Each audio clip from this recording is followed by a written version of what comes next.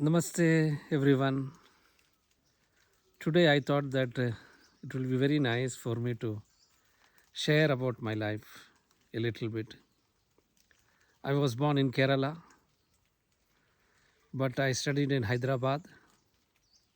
And when I was in the eighth form, I came to Kerala Naval Base School in Kochi. I was in the ninth standard. Later, I did 12th there, and then I joined Padiyar Memorial Homeopathic Medical College in Chotanikara is a place. And I practiced as a homeopathic doctor. Then later, I felt that this is not my path. What is the path which is that I'm looking for? This query was there, and I had a friend, Dr. Sunil. He was a very good friend of mine. He is not in physical body now. So he told that come to Varkala, let's look for a guru. So we were going to many places. We went to Shivgiri Mutt. There was like a Gurukulam there. But I wanted more freedom. So I said, no, I don't want to be in Shivgiri Mutt, but I want to go to some place where I can just see a guru. Then he said, there is East West Library. Let's go there and look for the guru there. So when I went there, I saw a tall master who was sitting with oranges and grapes, and there was a board, do not disturb, and he was writing. Then my friend said, this is Guru Nitya Chaitanya Yati. So Guru's disciple was there. So I asked the disciple, can I meet Guru? He said, why not? You can go and talk to Guru. When I went there, Guru smiled and stopped writing and said, where are you coming from? So I said, I am a student in homeopathy. And he was saying that there is a place known as Tripunatara. I go there and give talk, and you will find some people there. I took it in a very casual way. Then he didn't talk much about my spiritualities or everything. So I completed my homeopathy course, then practiced. Then I met Swami Sudhi Chaitanya ji, who is now Swami Muktanandayati. The thing is that I had a very deep connection with Swami Sudhi. So in Narayana Gurukulam, I used to go and ask many questions. Sometimes in the evening, because I have to close my clinic, I go there and talk with him. And he was so generous. Sometimes we sit in silence. Some days I have so many queries, and he is always there to ask. Sometimes I used to buy some cookies to give because I don't know what to give to Swamiji. So this friendship grew, and later he said, Atma, maybe you have to go to Rishikesh because that is more spiritual kind of place. So I went to Banaras first, and I stayed there for almost like couple of months. I did seva in a temple, Tilbadeshwar temple. Then finally I came to Rishikesh, and I joined the Shivananda Yoga Vedanta course, which is for 1 month. But I had a deep longing to go to the Himalayas. I went to Uttarkashi. I met Harivamananda Swamiji, Kuti Swamiji, Janardhanananda Swamiji, all very beautiful Swamis. And I was staying close to Harivamananda Swamiji's kutia, which was by the Ganga. And I stayed there for almost 1 year. I came back and took sannyasa from Kailash Ashram.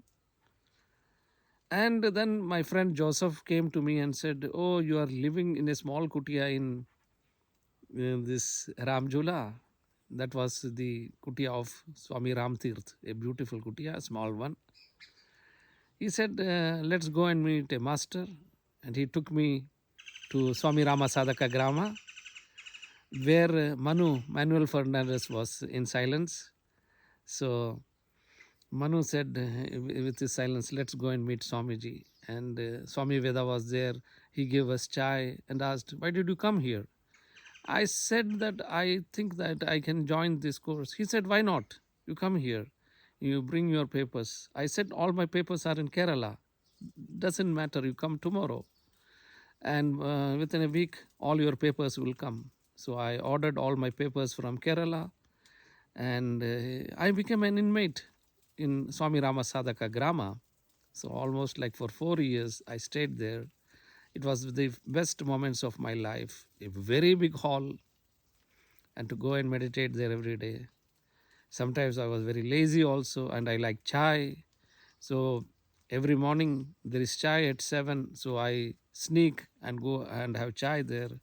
I know that's not a good discipline, but I like chai, so I go and drink and then come back to the meditation hall. So that is the place where my mind settled, because for 1 year I every day sat in meditation. So that was a very good choice for me. And the best thing is that Swami Vedaji was giving talks on Patanjali Yoga Sutra. We were all, not I, were so much eagerly waiting for Pujya Swamiji to speak on this subject. And it was very nice. On the in the ashram where Swamiji was staying at first floor or ground floor down, there is a space where we used to sit, and he used to give lecture, and it was very interesting to listen to him. He is a great scholar, and the Patanjali Yoga Sutra, which is now available for everyone, is one of the most scholarly text we can find. A very great text. And then I left ashram and I was staying in Swarga ashram. I had a kutia by the Ganga. Some of the friends sponsored to build an ashram, but Gangaji took that away. And in 2010, I had to go to Anakate to learn Vedanta from Pujya Swamiji, Dayanandaji. So I liked mantra chanting. Even now I like mantra chanting. So I started learning mantra there. I was not so interested in grammar. Even now I don't know much about Sanskrit grammar, but I like mantra. So for 1 year I stayed there and I became sick. I came back to Rishikesh, and then still I'm staying in Rishikesh sometimes. And what I wanted to share to you is that even though I have traveled to many places, I think the most important thing for me is really Guru Bhakti. Everything happened in my life because of Guru Bhakti. I was not like a very smart kind of person.